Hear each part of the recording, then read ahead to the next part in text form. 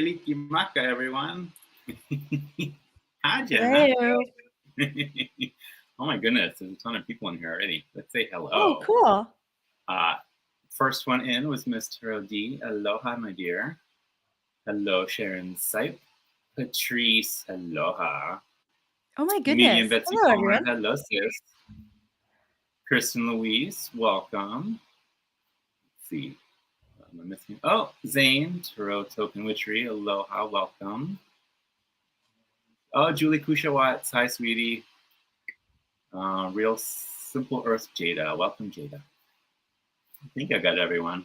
And hello to all the lurkers. Oh, speaking of lurking, hello, Gerald. He's like, Speaking of lurking. lurking. And Peter J. Watts is here too. Hi, Peter. So, for those of you who don't know, this is the wonderful Jenna Matlin, Hello, author everyone. of several books. Let's see, your first book was Half Tarot Will Travel, and that's all about running your own tarot business, right? And then you came out with Half Tarot Will Party. Yeah. Those first two were self-published, yeah? Yes. Yes. And now you are a published author with Llewellyn. Ooh, will you give me a reading? And I gotta say, so I skimmed through it really quick the first time, and now I'm finally sitting down reading all the words. But even just the skim, I can tell that this is going to be one of those books that I put up there with Rachel Pollack and Mary Greer. Oh my God. Stop. Flattery will get you everywhere, Jonathan. Let me tell you. Well, I'm sorry, but this is really a great book for anyone who wants to read for others. I mean, you break it down so concisely, and I mean, I don't know. I mean, you even have troubleshooting.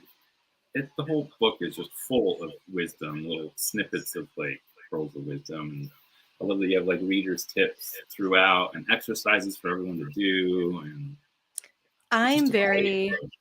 there's nothing I dislike more than when it's clear when you're reading a book and there's a lot of fluff in it because they needed to maybe hit like a word count, and you can tell there's no fluff in this book.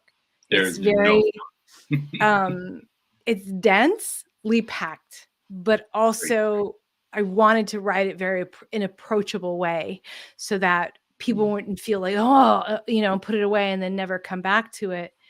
But I also felt like if this is my one shot to be traditionally published, I want to get it all in there, in case anything happens, this is my legacy. And that was really part of the thinking as I was writing it. I can tell. That's why I sang it's like it belongs up there with 78 Degrees of Wisdom and Reading for Yourself, right? Oh, that's really nice. And thank you, Patrice. Yeah, it's like a personal gift. It is a gift. It is a gift to the tarot community because, when I went full time in 2012, that was before tarot got very popular and just exploded. And that there wasn't really a lot out there for professionals. And I found myself in a lot of situations that I had to navigate kind of alone. And I would go on to social media groups that would be platformed as professional groups, but in fact, most people weren't. So I'd be like, what do I do? And they'd be like, it'd be like crickets. No, there's no comments on my post, and so this was written for, I never want that to be, I never want anyone else to feel completely alone, especially when you're giving so much to others. So that really was the mindset going into it, was to be a helpful friend for anybody who reads for others. Oh, definitely. And it totally reads like you're sitting and having a conversation with a friend who's been in the business for a while and is trying to give you some tips. And that's exactly how it comes across. Oh, thank you. So, can we talk about court cards? Yeah. Exactly. two chapters on court cards in here, Yes. right? Mhm, mhm, Why do mhm. you think people have so many issues with court cards, like being able to read court cards?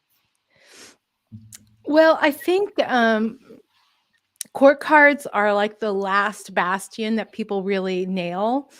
And I think it has to do with, is it a person? Is it an action? Is it a psychological thing? And it feels really confusing. And I don't know if there's a lot of books that really cover tackling how to tell the difference. And so I think people feel overwhelmed. But I think that the court cards, when you nail them, they're like for me, they're my bread and butter in a reading, because Mhm. what are most people asking about, right? They're asking about relationships or their relationship, whether it's to themselves Right. or whatever. And so for me, who I tend to be more of a psychological kind of based reader, I would say, um, that once I understood them, they became the most important cards for me. Um, so the 2 chapters, like the first one is who are these people to you? Right. How do we make them come alive in a deeper way? Um, and then the second chapter is how to tell if the court card is showing up as a person, an action, or a psychological state. And for me, the process was very unconscious. Like I had my kind of system, but I never really sat down and was like, what exactly is my system? So it took me a lot of work, to go, if I had to explain this, what actually am I doing here? And having to really like lay it out piece by piece for people. And it may not work for everyone. And that's totally fine. Like everyone's got their own system. But if you find that you need a system and you're confused, here's one. Here you go. You can Here's use one, mine. right? Yeah. Yeah. Well, I love how each chapter also ends with an activity or starts with an activity. There's lots of Mm, activities, and the second chapter has that activity to try and the quiz to figure out: is it a person? Is it an action? Is it like personality trait? Right? mhm. That's really helpful. And I just got to jump back to the first chapter real quick. Um, the Oh. Queen of Swords, right? Mhm. The word cloud. I remember when you were asking for words for the Queen of Swords to create Mhm. this word cloud, and I kind of wish I had a book with just word clouds throughout the courts. Actually, I have that. I can give it to you.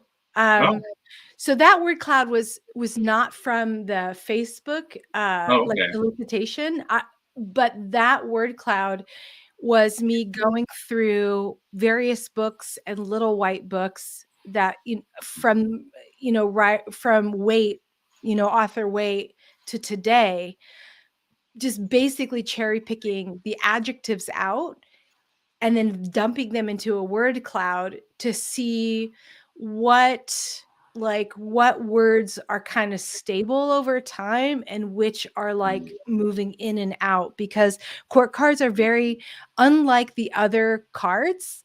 Court right. cards are really, really fluid in how they're seen over time, and that's the other part of why they're intricate. Because even if you look at, and here's the thing, okay, like this is totally like my bias, that I wish people collected tarot books like they collect tarot decks, because Mhm, that's where you really get to get the goods. Because right. where most tarot artists are getting their information to create these decks is from the authors. I mean, yeah, so if you look at the historical, like if you look at Eden Gray's tarot book, which was like this little like paperback from like the I remember that 1970s, but like was little very 25-cent influential. book. Yeah, Yeah. yeah, yeah. I've got it somewhere. You know, the way court cards are viewed are very different. And Queen of Swords has had a long history of being the tragic figure. The she's either the sister of the king, or she's the widow, or she's the old maid, or the aunt.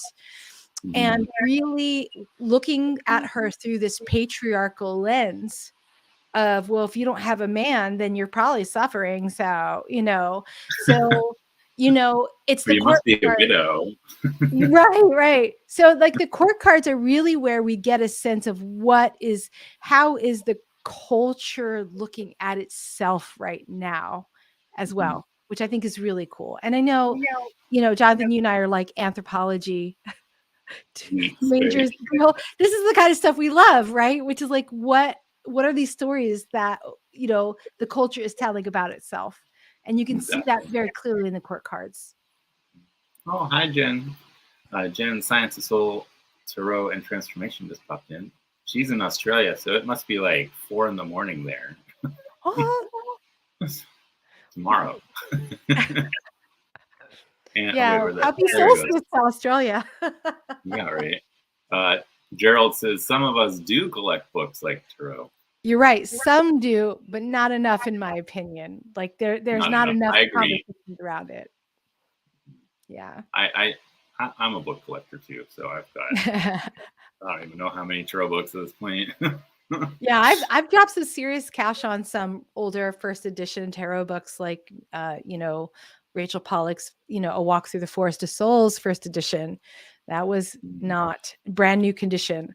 That was not cheap. And but her book is coming out there. She's reprinting it and updating it, I think, for spring of next year, which is super exciting. Yeah, I actually, speaking of Rachel Pollack, I started collecting her science fiction books. Oh yeah. Yeah, so I need to sit down and start reading those too. I just, I have more books than I have time to read them all. But Have you grabbed any of her comic books that she's done? I want to grab the Doom Patrol omnibus that is all those stories written by her. It's a Rachel Yeah. Pollack omnibus, and I'm like, ooh, I want that, but it's like Yeah. Yeah.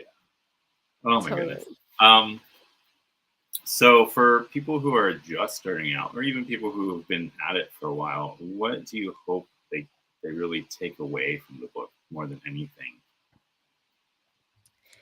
Yeah. So I think that this is an intermediate book, practitioner book in disguise Mm, with a lot of 101 elements in it. But I feel in terms of like becoming a practitioner, um, how do we approach readings in a way that centers the querent, that really comes from a place of consent and respect and mhm. checking ourselves when we get triggered or we have bias. And I just didn't see enough of those conversations happening in the social media world. And I felt uh, that if we're not careful, if a reader's not careful, we can become very like this can be a power grab because we are sitting in a place of I've seen power, it. I've seen it happen. Yeah, you've seen. Oh, I know we've seen it. We've We seen it.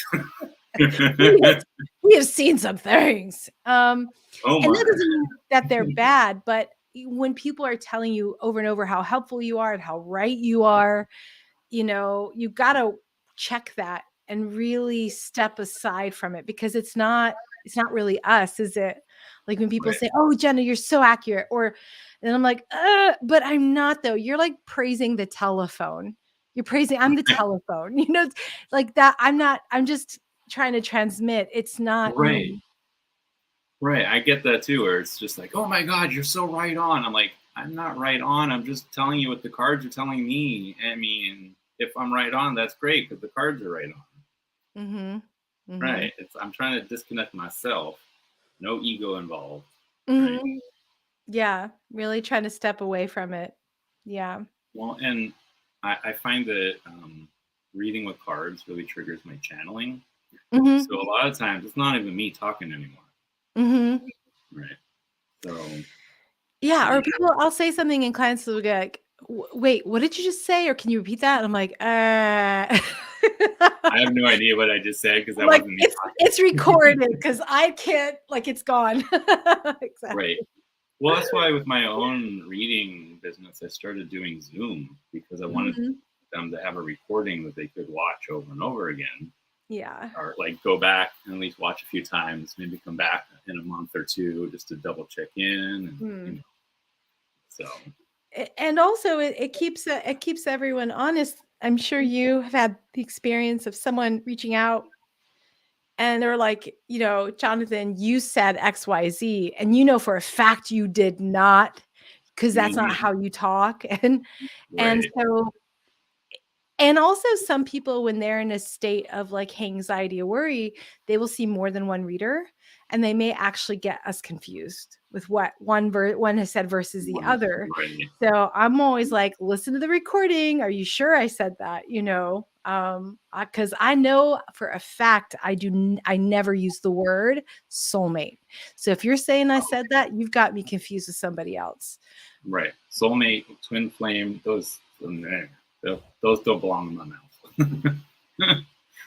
Oh yes, Patrice, I totally agree. This is a great exercise for anyone getting the book, the reverse night exercise. I'm totally identical. I freeze. I'm just like, Yeah. I don't know what to do now.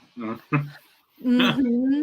So that exercise is like, that's important, and especially like being able to. I mean, we all have all four, but which one is the one that's predominant most times? And for me, it's the Knight of Pentacles, where I just freeze up, and I love how you use that as the example. um, but it's funny for me, it wasn't Page of Swords that popped out; it was Page of Cups. Mm. It's Mhm. like stop thinking about what they want to hear and start talking from the heart. Is the message I get. So Yeah. Yeah.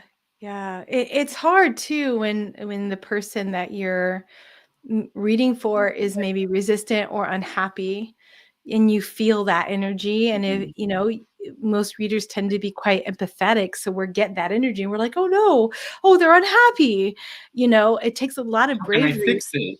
Right. Or maybe I can modify it. And I've had experiences where I did kind of pull my punch, where I Mhm. saw something far worse, and then I really was like, so then I kind of pulled it back, and they were totally unprepared for the full force of what was coming, Right. because I didn't You, faithfully communicate, because I was afraid of what they were going to say or do.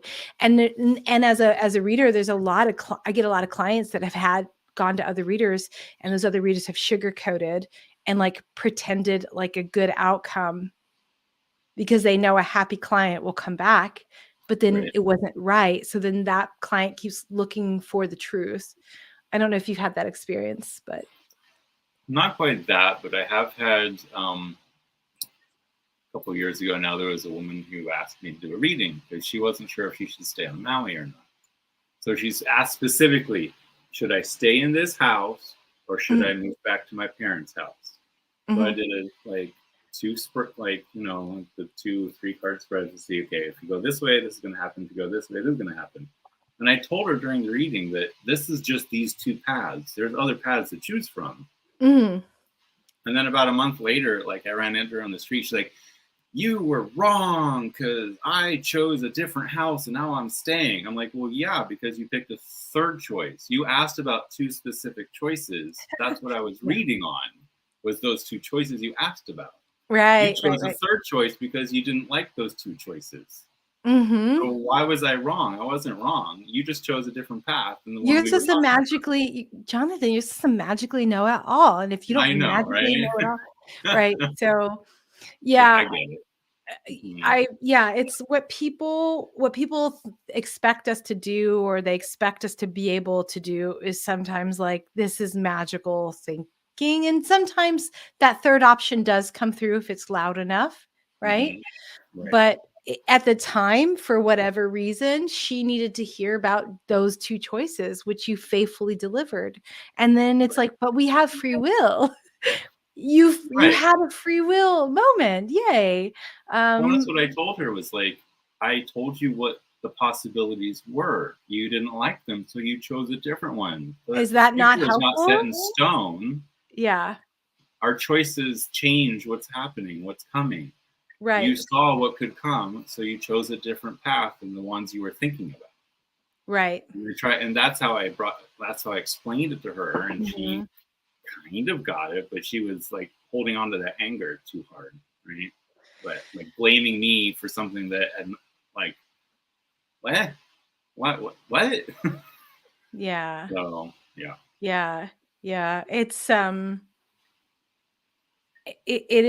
you know, we're dealing with people, and often people are, you know, triggered or fearful or anxious when they get a reading, and they want the reading to fix the anxiety. But often, and that's why in the book I talk so much about time. Like, what is time? And as a tarot reader, what do how do I think time works? Like, what is going on here? And I think it's an important thing for us to consider because, you know, the moment you speak a prediction, a probability, the probability instantly changes the moment you say it. exactly. Right? And so we have to keep that causal universe in mind as it's with our clients as we're reading as well. As the moment I tell you, this all changes. But the cool thing is that the reading, the message is written in such a way that it's counting on that effect.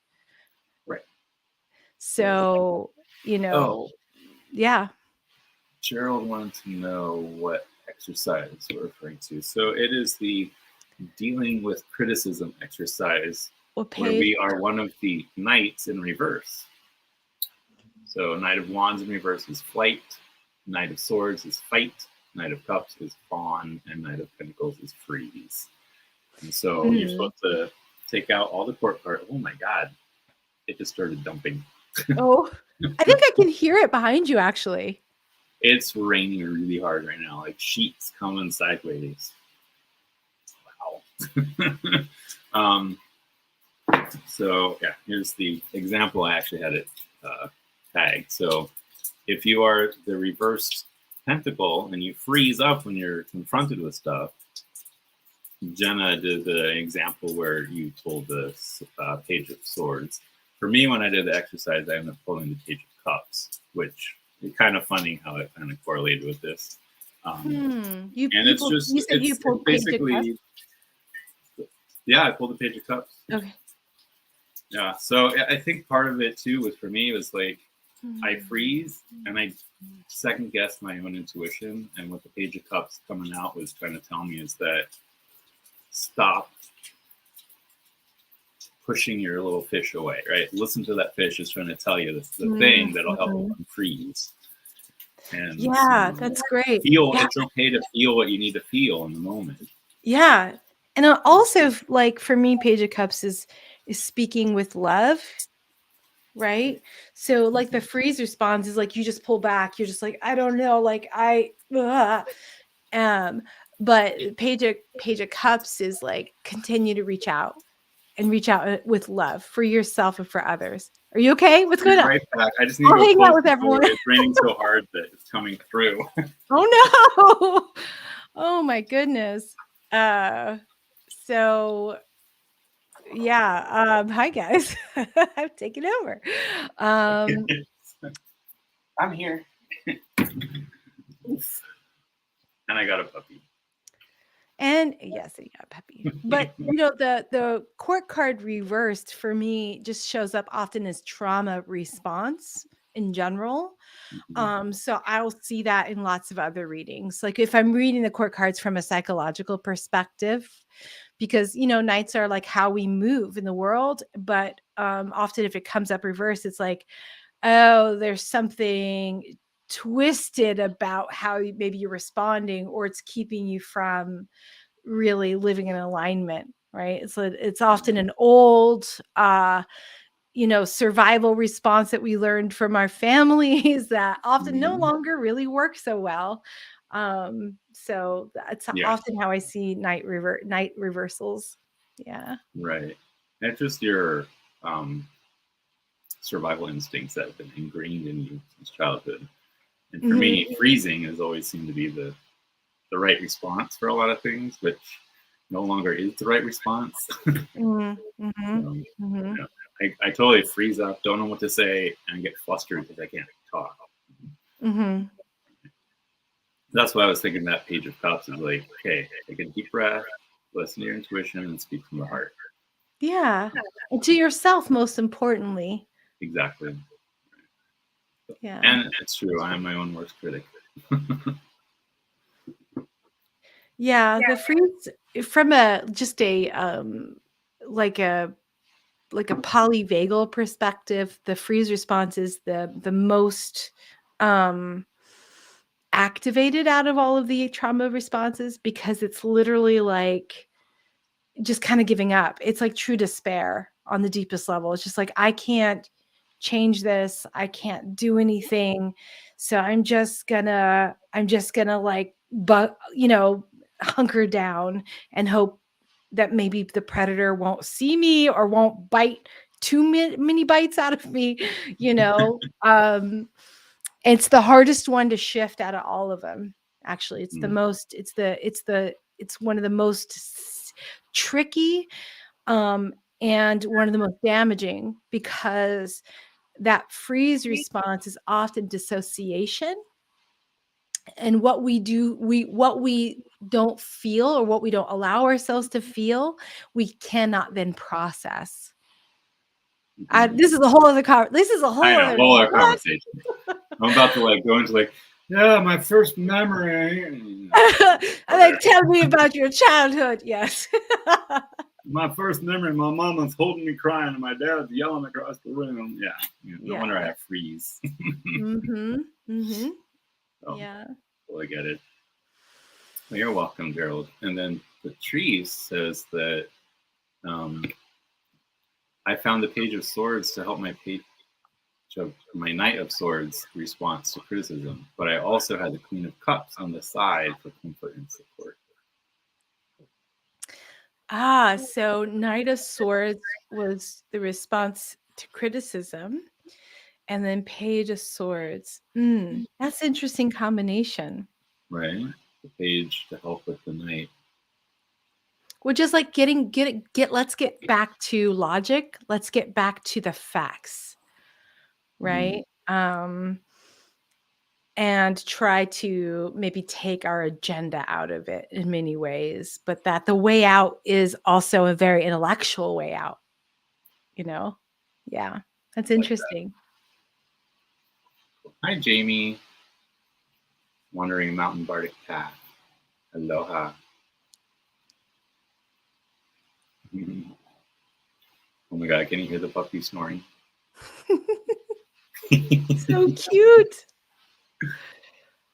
It's weird. If he's not on your lap, he is running circles. But if he's on your lap, he's asleep. There's no other. Because he's a baby. He's a baby, little baby. Yeah, Miss Tarot D, I love looking at trauma through a tarot lens for sure. I've done a lot of research for it for myself mostly, but. And for those of you who don't know, Jenna does have her own YouTube channel, and she comes out with some pretty amazing stuff and interviews some pretty cool people too. Yeah. I may be doing some switching up, but at some point I'm going to make it upload a grand tableau reading for the globe, for the world. And nice. I do those. I did one last year and I'm going to do one this year. I think I do them every year now, but it's fun because I look at what's going on with Russia, America, the environment, COVID, and I will kind of give predictions based on what's showing up in Lenormand. So that's going to be coming out soon. When I have a moment to do it. When you have a moment. I know. We always try and do too many things, don't we? We got to do it all. I know. Julie says, with these very in-depth ideas about the courts, illustration would be more exciting and interesting. Yeah, it'd be kind of fun to have you do like just a little expo into this whole idea of the courts and maybe doing the Knights reversed for people. Yeah. I've been wanting to. This has been on my like list of, because I'm a Gemini sun, Gemini moon. So like there's just not enough time for me to research and like think about these little rabbit holes that I want to fall into. But one of them I really want to play. Already, I've been playing around with IFS, internal family systems, which Mhm. is like inside of us, there's these schemas, these parts, right? That Right. try to help us out for good or for ill. And IFS is a therapeutic process with which to work with them. And I've been wanting to really dive into using the court cards along with that, Mhm. and also the court cards with constellations, Right. which is, you're moving in through, you have the field, and then people are moving, and people look at a lot of intergenerational trauma through that context. And I was like, oh my God, I totally want to. So it's like all these like, oh, if I had just like a week, I could do this. Right. Oh, I totally get that. Oh, Oh, yeah. Lisa Rhodes has a very important question here. I'm an empath and hard for me to separate. How do you keep energies apart? Yeah, That's a hard one. I'm gonna speak very plainly, Mhm. but there is often a lot of like a lot of empaths are often codependent. Mhm. And I mean codependency, like who doesn't have it, right? I do, me. And so that is that thing, which is there's a difference between like being empathetic and being able to feel their emotions but keeping it in their bucket. And I would say look at codependence, Mhm. and books about that, just to understand that often those of us who are codependent, who have been codependent, we're groomed for that from childhood around the ways that we need to rescue others or help others. We're often highly attuned to the emotions of others, especially if we're the child of an alcoholic or an addict or whatever. Mhm. Um, and so I would say it's a very non-magical answer, but working on boundaries and Definitely. feeling them, but being like, that's not mine, and really keeping it aside because you become a better reader. So training helps that. In the same way that when a surgeon goes to medical school, part of the training is to actually kind of break their like mirror neuron response, which is, oh, I'm cutting into this person, oh, this is terrible, right? They kind of click into like a new way and really Mhm. create that distance so that they can do the work. So I think the most important thing is really understanding, what's my relationship to boundaries? What's my relationship to rescuing? What's my relationship to taking on what may not be mine? And how do I remind myself that that distance that may inherently feel unkind in some ways is actually the distance I need to best serve that person? Mhm. So that's what I would say just on the get-go, because we can't make it about ourselves. Like, and that's hard. So if someone's like, oh my God, their energy is so intense and I can't take it, then we're still making it about us rather Right. than, how do I step around that and go, wow, their energy is so intense. What happened to you?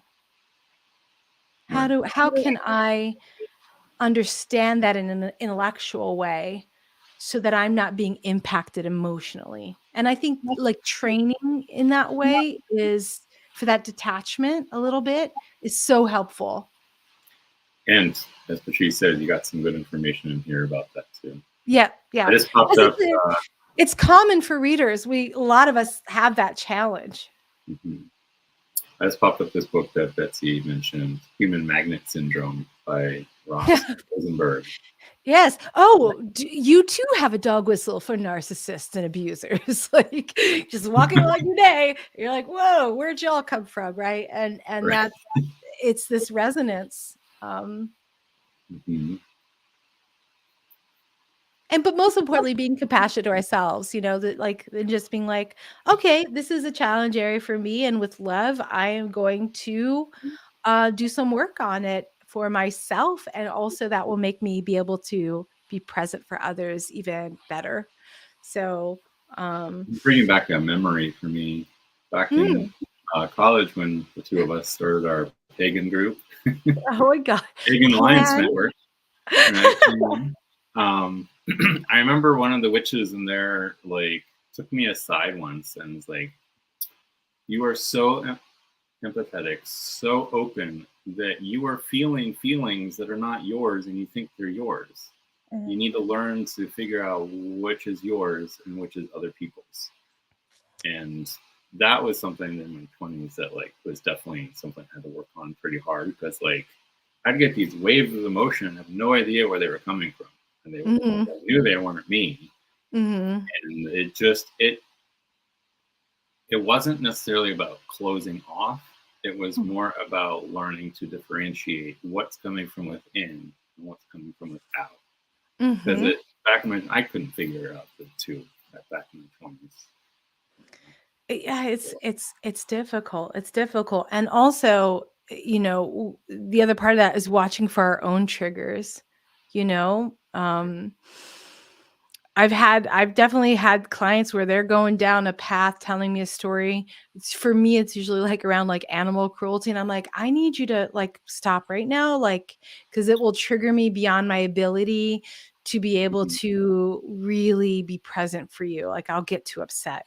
And Right. so that's part of it too, as readers for others, is we don't need to know all the backstory, right? Like, we're Right. not therapists. So sometimes that backstory may put us in a place that we understand is outside of our window of tolerance Mhm. for whatever trigger. And like, we have to honor that for ourselves. And then also just go, um, I don't know if I can hear this in this way right now, because I really want to show up in a very like, um, again, with that detachment.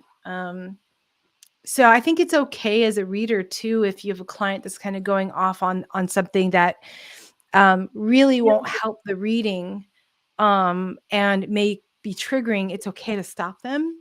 Right. Boundaries. Boundaries.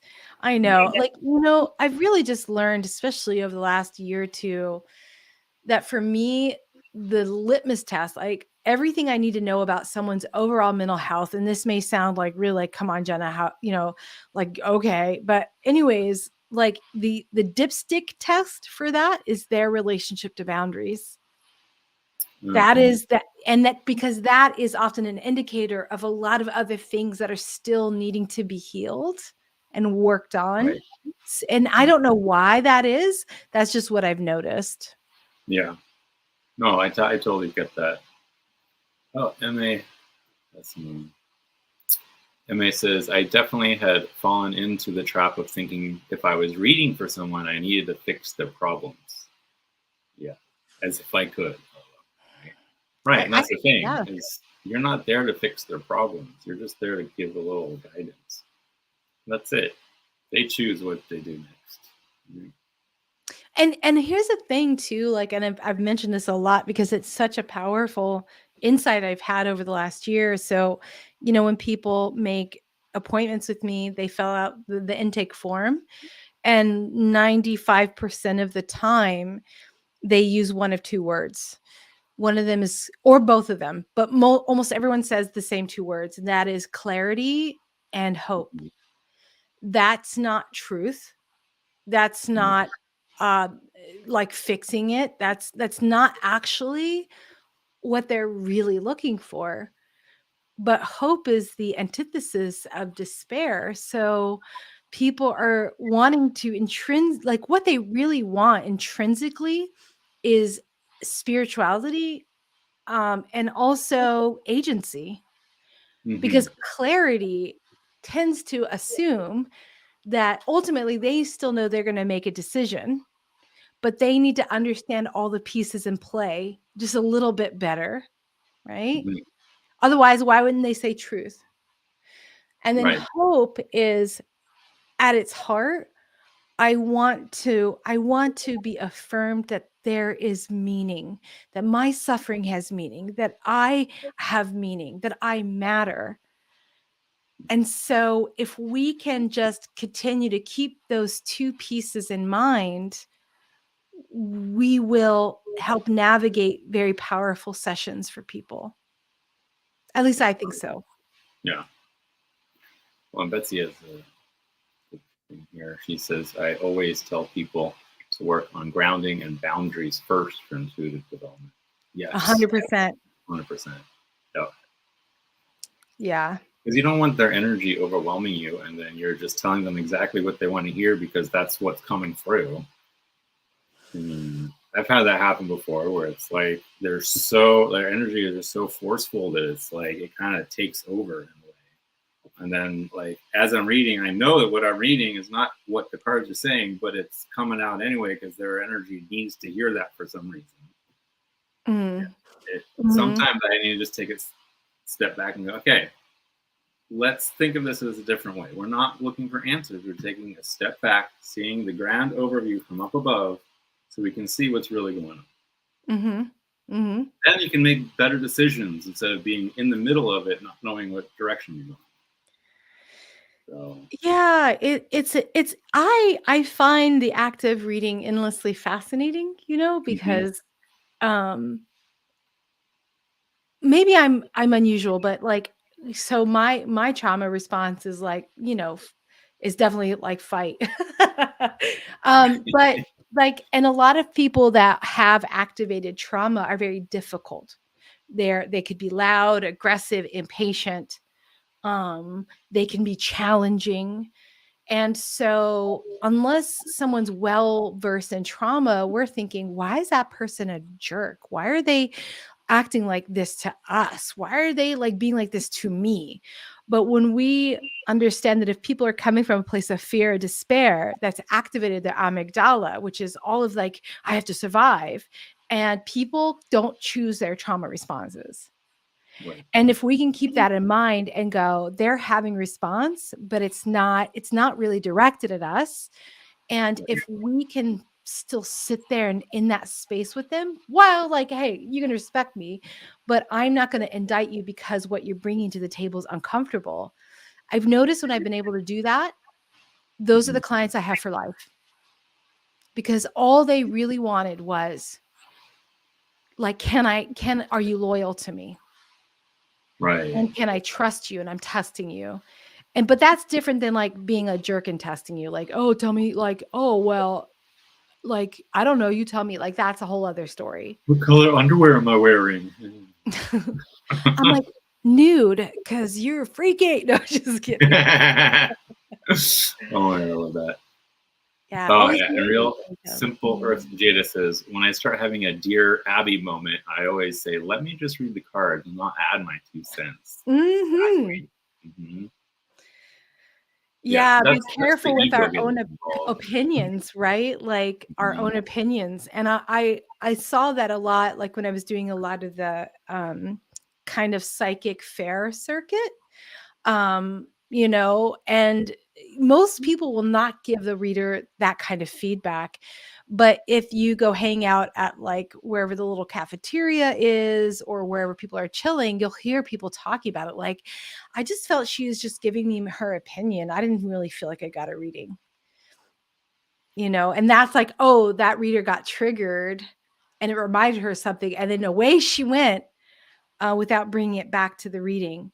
And I know that reader wanted to be so helpful, but then the client doesn't feel that they got what they came for, and that can be problematic. Right. No, I totally get that. She Walks in Beauty says, I always view the person as their inner child. That's sweet. Yeah. Yeah. And Wiki says, what makes it a good message, a good reading, is when they're open to the message.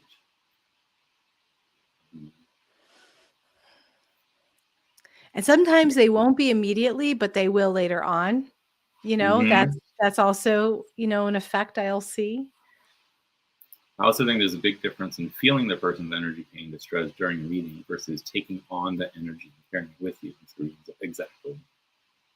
Yeah. And that was something that I had to work on. in my 20s, because I would totally take on the person's energy and then leave with it and be like, why am I so like out of sorts? Oh, right. Oh, I need to ground myself.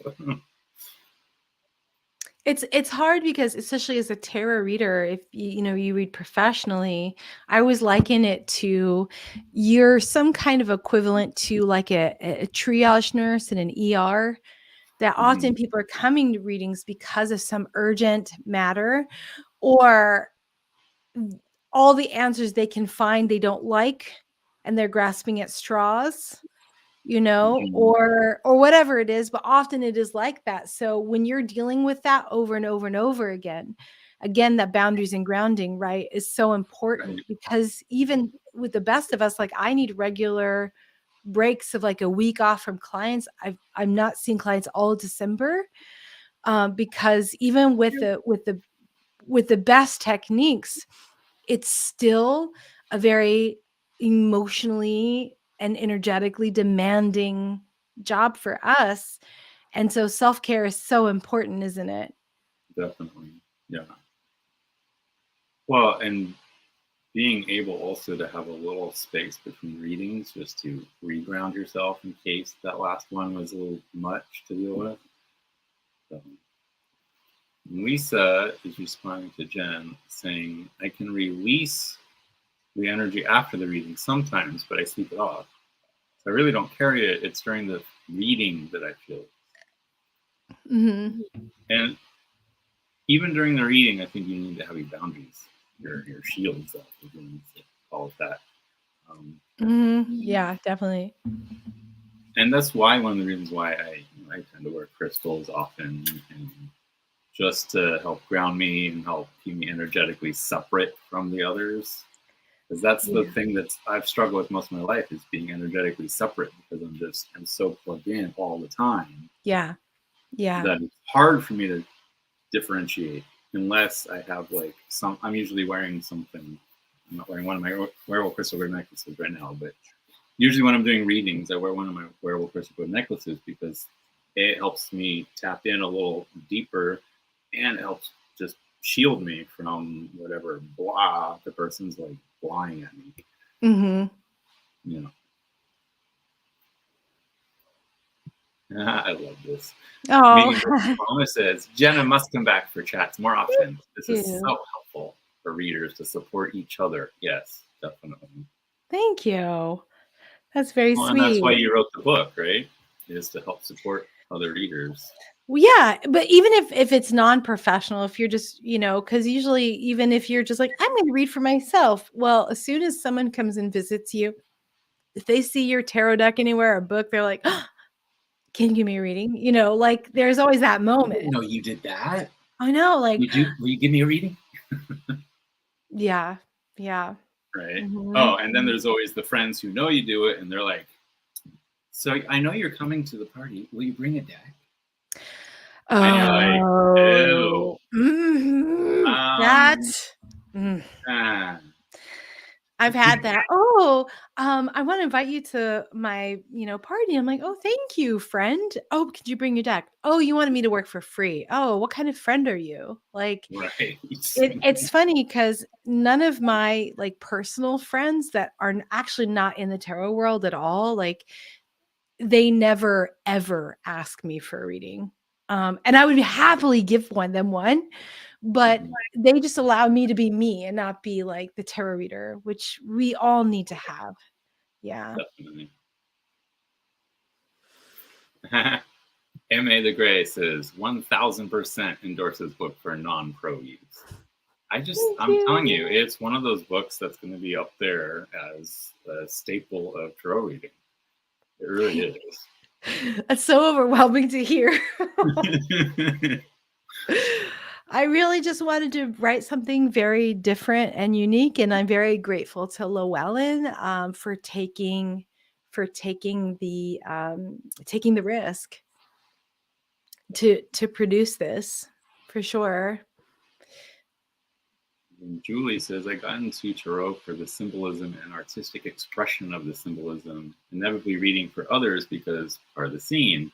I quickly learned I wasn't emotionally equipped to read. That Mhm. is so good and valid. Not everybody should, like, it's not like this inevitable, like, evolution. Right. If you're reading Um, for yourself, you're going to read for others eventually. yeah, I think it's good to read for others because sometimes it'll help you see the cards in new ways, and you're like, "Oh, if I just read that for myself, I wouldn't have."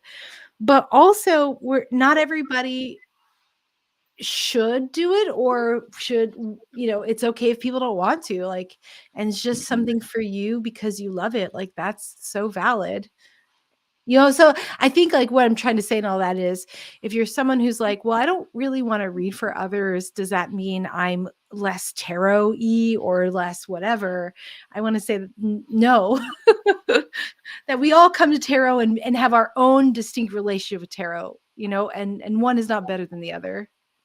So Kim, Abundant Life Tarot says, Llewellyn is blessed to have you as an author, Thank you. Oh, that's sweet. Like, you guys making me blush. Ooh. Jenna. So Real Simple Earth Jada says, I let them pick a crystal heart after my readings, and it Oh. closes out the reading for one and shows me where they are at and how soon I will see them again.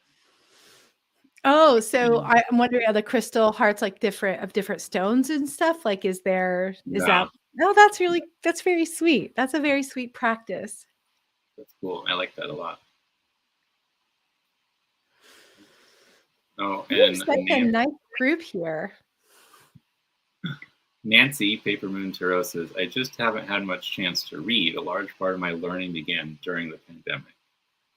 Yeah. And I know a lot of people who just turned to the tarot during the pandemic, even though I had never been in their life before. And so, just so you know, Jen is a psychologist. So, it's very important for her work being able to differentiate, have boundaries. And more psychologists are now feeling comfortable enough to actually use tarot as, like, another tool.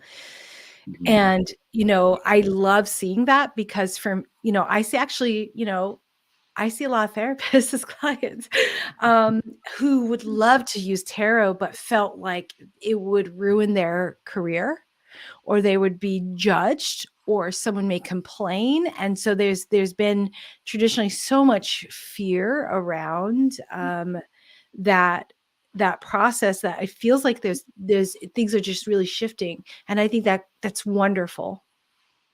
Mhm. Reading for others is very anxiety producing for me, says Kristen Lee. So afraid of getting it wrong or not knowing what to say. Ooh, can I speak to this? Yes, definitely. So the way I teach tarot, and really my books are around, so traditionally you're taught in a way that you have to get the grammar right, or like the vocabulary for the cards right, and then learn your spreads, and only then do you start, like, reading a lot. But I flip that on its head, and that you need to be learning to read at the same time you're learning to read. Does that make sense? Right.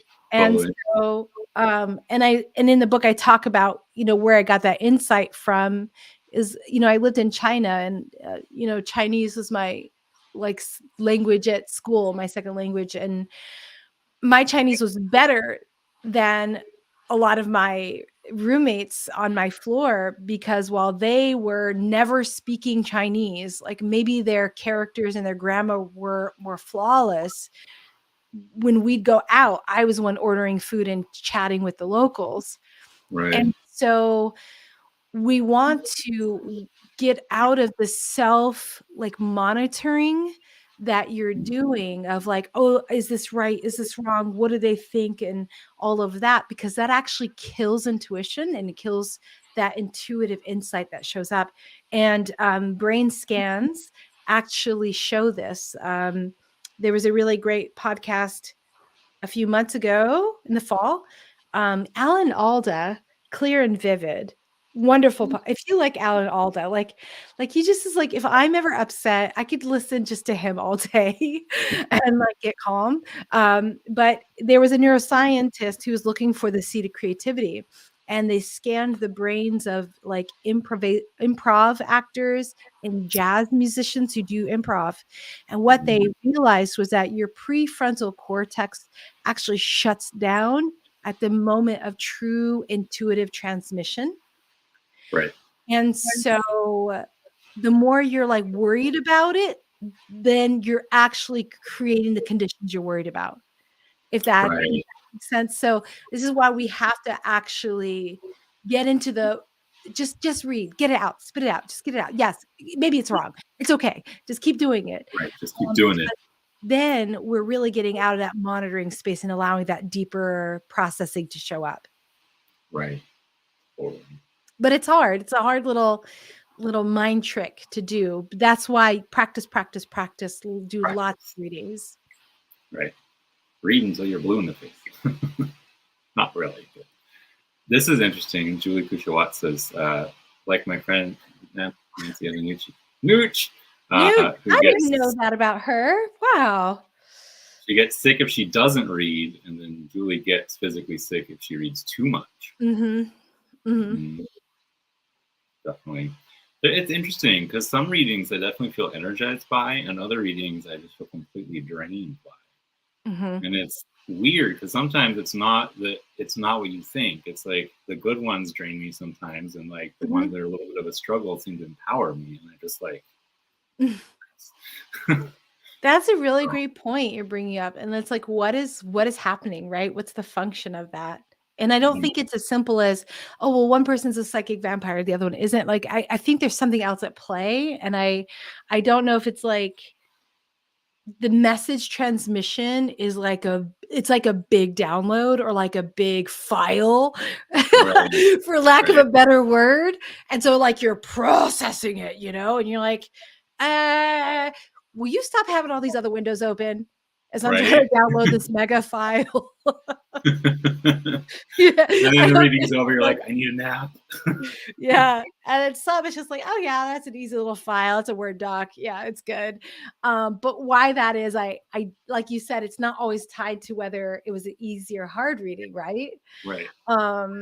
That's such a now you're getting me thinking. Like now I need to start thinking about that and go, what is the factors here, Right, definitely. And just there's no rhyme or reason to it. Because sometimes the easy ones are really fun and you get energized. Sometimes the easy ones are like, why am I so tired now? Like that shouldn't have been exhausting, but for some reason I need to go take a nap. Right. Yeah, exactly. Oh, Jada has this story here. I had one very weird experience with a beautiful blonde woman, but was the strangest reading. A fly somehow was in my reading room in a shop and would land on her and she wouldn't even flinch. Did it crawl across her eyeball and she didn't blink or something? Yeah. If that happened, I'd be like, this session is now over. Right. We are done. Like, and I'm out. Mic drop. Bye. Well, I have heard, according to, I think it's Ayurvedic ideas, is that when a fly lands, it's sucking up the negativity off of you. Oh, really? So that's why a lot of Indians don't brush the flies away. They let them land because it's taking their negativity away from them. It's an interesting concept. But I personally am like, get off me. They like land on poop, so no. Yeah, no. Yeah, I'd rather just keep my negativity. That's okay. I know, right? I don't need you landing and puking on me. Thanks. I'm good. Unless you're Jeff Goldblum, sorry, like deep cut fly reference, but never mind. Hi, Tony. I didn't see you slip in. I once did a free reading for a stranger. After the reading, I had an urge to ancestral hum from the gut. So I messaged her, and it turns out she understood what it meant. That's interesting. That's really neat. Following those urges, even when you're like, I know this is going to maybe like seem a little crazy or weird. I notice that when I follow them, they're the thing that lands like and stick. Yeah. Yeah, definitely. There's been times where I'm just like, I don't know why I have to say this. It makes no sense to me, but blah. And they're like, how did you know? I'm like, how did I know what? Yep. Yep. Totally. Totally. Mm. Yeah. Yeah. Oh, Mhm. wait. Jada has more. If I had to use feeling words, if I believed in the devil, it felt like she was a strange energy sent to me to check me out. Beautiful on the outside, but the whole reading was scary. It was so strange. Mm. Oof. Huh. Wow. That's interesting. I've met people like that where it's just like there's nothing really technically wrong with them, but at the same time, all my warning bells are going off. And I'm just Yeah. Like what's there's a going on? feeling of like there's like this like abyss, but I'm really not interested in leaning over the side and peering down into it. I'm good. Thank you. Right. Thank I'll be you. over here. You enjoy that, whatever. Later.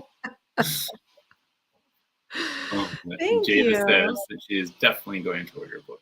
Love it. I And think I it's can't good. believe it. I had to order directly from Llewellyn because I had pre-ordered it on Amazon and they kept pushing it back, pushing it back, pushing it back. Like they Mm. said I wasn't even going to get it until January at one point. And I was just I like, wow. I'm like, Wow. no, this is not going to fly. I want the book now. And so I jumped on Aw. Llewellyn and ordered it Thank you. Thank you. for it. Yeah, I don't really know, like, I look at the rankings on Amazon, that's the only indicator, like, I really haven't heard anything about the sales or I don't know. I mean, I'm guessing Llewellyn will tell me eventually, but Right. We have a question, and then we're just past the hour. So I think after this, we'll probably wrap it up. Jenna, do okay. you read reversals? I'm guessing you do. Sometimes I do. Yeah. I'm kind of at this point now where I'll make a rule and then I'll break my own rules. But for me, reversals really need to make sense in the context of the reading. And actually, I kind of don't like how like even like people with very subtle tarot knowledge knows about reversals because I have clients challenge me and be like, well, what about that? What about that? And I'm like, listen, If you wanted your you own gotta reading, you can trust do your me own here, reading. you know. Um, or go download an app and do your own reading because it for me, tarot is often taught, traditionally, because this is how we were all taught for everything. But tarot is not, it's not an equation, where it's like you have card meaning on top of position. Is it upright reversed equals your answer? Like tarot is more art than science. And so I really just want to give a guideline to help decrease anxiety and that self monitoring so that your insights are showing up and you're trusting them without really seeing tarot in such a rigid, hierarchical manner. Mhm. That you got to, it's more of like learning how to dance. You have your steps and then you feel your way. It's a somatic feeling for me, and that sometimes you're going to put a flourish, sometimes you're going to add a little half step, like you've got to make it your own. um and so that's what I always encourage people to do. Like we want to honor the history, and of course, like I love the history and I want to honor what's come before me, but also I get to add my spin to it. Right. I find for myself that back in my 20s when we were doing our like card slinging at the girls' house, like I was always using reversals. But now that I've been reading for so many years, like I read the reversal depending on where it falls in the spread. I don't do reversals anymore because I can see both the upright and reverse meaning, and since I make my own spreads all the time, there's always one question that's like I will read whatever lands in that question as reversed because Hmm. of the way the question's worded. Hmm. And people are like, "What do you mean you don't read reversals anymore?" I'm like, "It's not that I don't. Like if I'm Hmm. shuffling and a card flies and lands reversed in front of me, I'm going to read it as a reversal. But I no longer need the cards upright reversed in the deck, I'll just pull them out upright. Mhm. And Mhm. depending on where they land, I'll read them either upright or reversed. Mhm. Mhm. So, Mhm. yeah. Yeah, there are 78 cards, Right.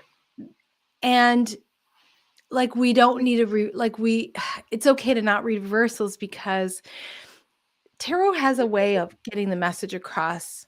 And I can tell you that, I mean, when I've done party work in the past and the hosts are like, "Can you take out the devil and death? Because I really don't want a downer at my bachelorette party," or whatever. I'll do it. But tarot will still find a way Right. to deliver that really tough information, even without those cards, Right. The and I'll see it. bad cards. Yeah, like tarot is like, I will get this across, even if you take the easiest ways for me to convey that, I will still convey it. And so we have to trust that there's something, I don't know, dare I say the word holy about the act of the message being revealed. And it will use whatever tools at its disposal to do so. So Right. I like don't stress about the reversals. Like you'll still get what you need. I You'll believe get that. what you need. Right. Yeah. Yeah. Well, and it's interesting because I started with reversals and I kind of stopped using them, and then people start without them and start adding them in, and I'm like, I did the opposite. Smart. You guys are so sweet. What a nice group of friends you have here. Thank you. Thank you guys for Oh, being can here. I quickly give my spiel of stuff for people if Oh they're yeah, interested yeah, in the book? totally. Okay. So if Spiel you away. go to willyougivemea.reading.com, it'll take you to my book page, and I have a newsletter you can sign up for.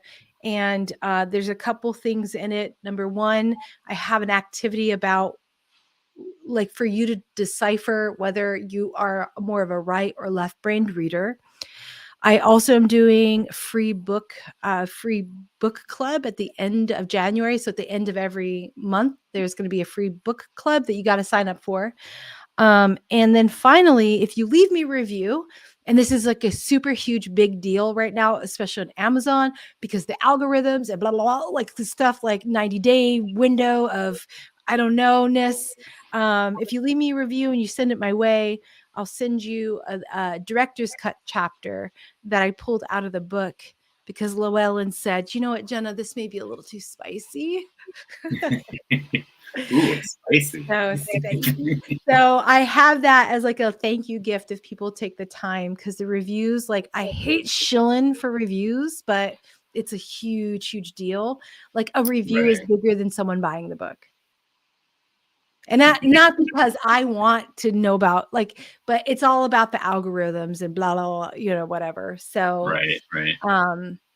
so yeah, that's where you can stay connected with me, and that's what I got going on. And I So, have a few other links for Jenna in the I oh, think your main link, thank you. jennamatlin.com, your YouTube, and did I put your Instagram? I think I put your Instagram in there. Everything's my name on Instagram, Yeah. TikTok, Jenna Matlin, Jenna Matlin, Jenna Matlin. Mm-hmm. Oh my gosh, it's been so nice hanging out. Definitely. Who once smiled anyway? Give me spicy. Mm-hmm. Yeah. You're getting all kinds of compliments here. Oh. Jenna, you smarty smartington, bowing deeply. Thank you. Thank you, Jenna. If you just want to wait one moment. Thank you, Yeah. everyone, for being here. Aloha and hui ho. Mele kilikimaka. Bye.